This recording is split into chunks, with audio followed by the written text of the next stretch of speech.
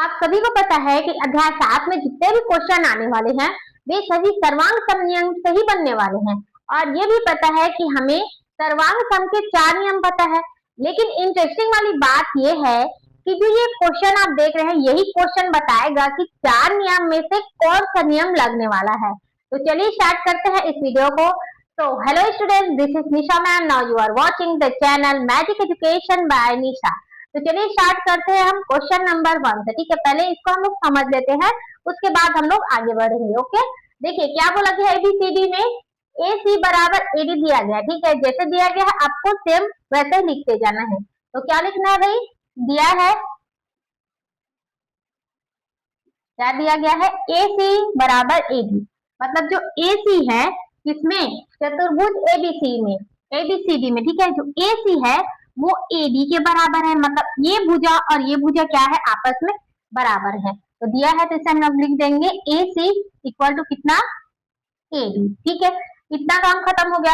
अब बोला गया है ए बी कोण ए को समद्विभाजित करता है। ठीक है, जहाँ ये जो ए बी है वो कोण ए को, ठीक है, ये कोण बन रहा है ए, इसको दो भागों में बांटता है। ठीक है, तो देखिए अगर जो ए बी है वो इसे दो भागों में बांटेगा, ये हमने बांट दिया, चलिए दो भागों में हमने बांट दिया। ठीक है, तो इसका नाम भी ए हो जाएगा, इसका नाम भी बी हो जाएगा। ठीक है, तो दो भागों में बांट दिया तो दो त्रिभुज हो जाएगा। ठीक है ना, तो चलिए उसी को भी लिख देते हैं। हम क्या लिखेंगे, ए बी को ए को, ठीक है, कोण ए कहां पर है, ये है कोण ए को दो भागों समद्विभाजित करता है। ठीक है, समद्विभाजित दो भागों में विभाजित करते हैं। सम, इसको अच्छे से लिख देते हैं, सम द्विभाजित करता है। अब सम विभाजित किया है तो ये कोण और ये कोण बराबर हो जाएगा। ठीक है, तो हम लिख देंगे कोण, यहां से लिखना है। ठीक है, आपको कोण बी ए सी, ये वाला B A C is equal to कोण बी ए डी। ठीक है, ये वाला कोण और ये वाला कोण क्या हो गया, आपस में बराबर हो गया। अब यहाँ पे हम ए को ही बीच में क्यों लिखे हैं, क्योंकि ए पर ही कोण बन रहा है, इसीलिए हमने क्या किया है, ए को बीच में लिखा हुआ है। क्लियर है। अब देखिए सिद्ध क्या करना है भाई, तो सिद्ध करना है हमें, इसको भी लिख देंगे, सिद्ध करना है, क्या करना है, कोण सॉरी त्रिभुज एबीसी क्या है, त्रिभुज ए बी डी के क्या है भाई,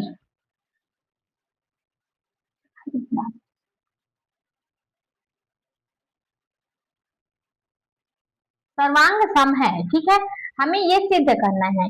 अब देखिए जो कोण एबीसी है वो कोण एबीडी के सर्वांग सम है। ठीक है, मतलब सेम है, भुजा भी सेम होगी और जो कोण है वो भी सेम होगा। तो यहाँ पे आप लोग ध्यान देंगे, त्रिभुज एबीडी सॉरी एबीसी और एबीडी में इसको आपको लिखना है, क्योंकि त्रिभुज एबीसी व त्रिभुज एबीडी में, ठीक है, आप चाहे तो इसको समीकरण नंबर 1 मान सकते हैं, इसे समीकरण नंबर 2 मान सकते हैं। ठीक है, तो देखिए आपको एक चीज इसमें दिख रहा होगा, क्या दिख रहा है, इसमें जो ए बी भुजा है, दोनों त्रिभुज में जो ए बी भुजा है वो सेम है। ठीक है, उभयनिष्ठ है, मतलब इसमें भी ए बी है और इसमें भी ए बी है।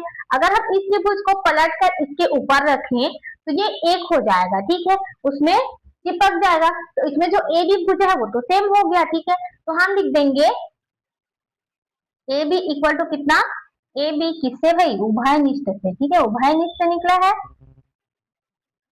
उभयनिष्ठ से।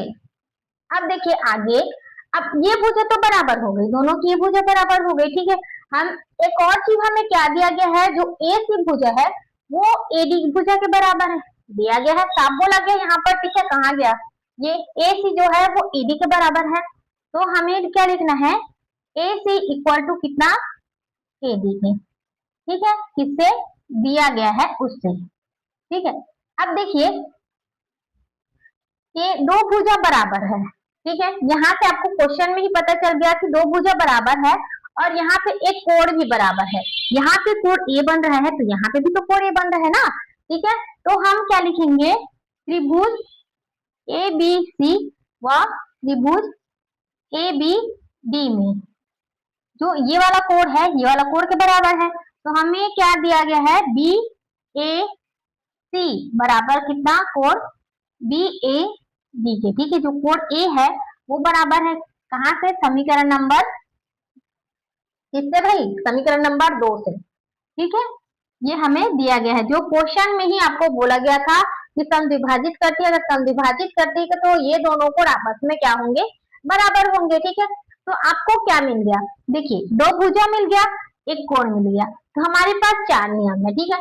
4 नियम है तो ये क्वेश्चन जो बोला गया है उसके हिसाब से पहला नियम हम देखेंगे एस ए एस नियम, दूसरा क्या देखेंगे, एस एस एस नियम, तीसरा हम देखेंगे ए एस ए नियम, और चौथा क्या आता है, आर एच एस नियम, ठीक है। जिसको हम लोग राइट हैंड साइड पढ़ते हैं जब क्वेश्चन सॉल्व हो जाता है तो, लेकिन इसका यहाँ पे वो मतलब नहीं है, ठीक है। तो देखिए ये कौन सा नियम है भाई, 2 भुजा और एक कोण बराबर है, तो देख लीजिए साइड एंगल साइड, 2 साइड बराबर होना चाहिए, एक एंगल बराबर होना चाहिए, सीधा दिख रहा है एस एस नियम से, ठीक है।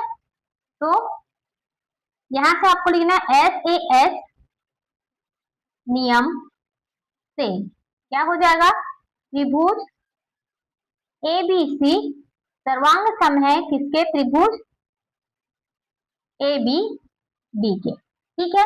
प्रूफ हो गया भाई, यहाँ से जो क्वेश्चन में बोला गया है वही आपको बताना है, और जितना बोला गया है उतना करना है, तभी जाके आपको पता चलेगा कि ये कौन से नियम के बारे में बोल रहा है।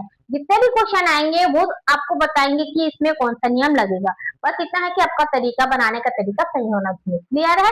देखिए अब क्या बच गया, बी सी और बी डी के बारे में बताइए, बी सी और बी डी के बारे में आप क्या कह सकते हैं, ठीक है। तो इसमें एक नियम लगता है, क्या नियम है, तो हमारे पास नियम है सीपीसीटी नियम, सीपीसीटी नियम क्या कहता है कि अगर 2 त्रिभुज आपस में बराबर होते हैं, ये दोनों त्रिभुज अगर आपस में बराबर होते हैं तो उनके संगत कोण और भुजा जो होंगी वो आपस में बराबर होंगी, क्लियर है। ये है सर्वांग सम का नियम, और जो कोण अगर बराबर है तो भुजाएं भी क्या होंगी, आपस में बराबर होंगी। मतलब ए सी भुजा अगर ए डी के बराबर है तो जो बीसी भुजा है वो बीडी के भी बराबर होंगी, ठीक है। अगर ये त्रिभुज सर्वांग सम है तब, अगर सर्वांग सम नहीं है तो भुजाएं भी बराबर नहीं होंगी, ठीक है। तो सीपीसी के नियम से हम क्या लिख सकते हैं, बीसी, ठीक है, सीबी नहीं लिखना है, BC is equal to BD, ठीक है। ये है आपका क्वेश्चन नंबर 1 का आंसर। आई होप आपको अच्छे से समझ आया होगा। तो क्वेश्चन नंबर 2 को हम कल देखेंगे। अब मिलते हैं क्लास में, तब तक देखते रहिए, सीखते रहिए और मैथ्स का रिवीजन करते रहिए। Thank you.